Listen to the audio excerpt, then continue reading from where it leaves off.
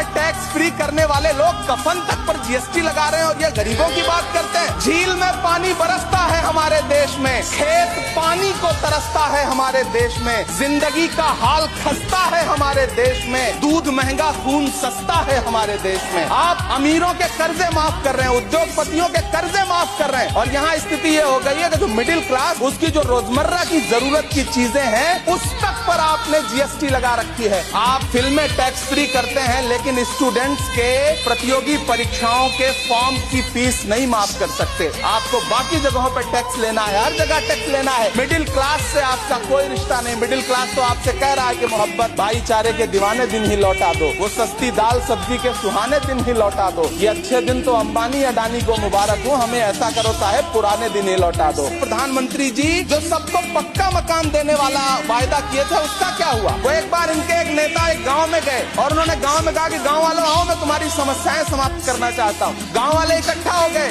नेताजी ने गांव वालों से कहा बताओ तुम्हारी दो समस्याएं बताओ, मैं दोनों समस्याओं का यहीं पे समाधान करूंगा। तो गांव वालों ने कहा साहब हमारी पहली समस्या है कि हमारे यहाँ कोई हॉस्पिटल नहीं है। तो नेताजी ने मोबाइल निकाला, कहीं फोन मिलाया और मिला के फोन पे पता नहीं क्या कुछ कहा कि यहाँ गांव में हॉस्पिटल नहीं है, हॉस्पिटल तुरंत यहाँ हॉस्पिटल चाहिए। गांव वाले खुश हो गए कि 1 मिनट में यहाँ हॉस्पिटल आ रहा है। अगली समस्या के बारे में उन्होंने नेताजी ने गांव वालों से कहा कि मैंने आपकी पहली समस्या समाप्त कर दी, दूसरी समस्या बताओ। तो गांव वालों ने कहा साहब इस गांव में कोई भी मोबाइल का नेटवर्क ही नहीं है। ये है इनके काम करने का तरीका, ये है झूठ बोलने का तरीका।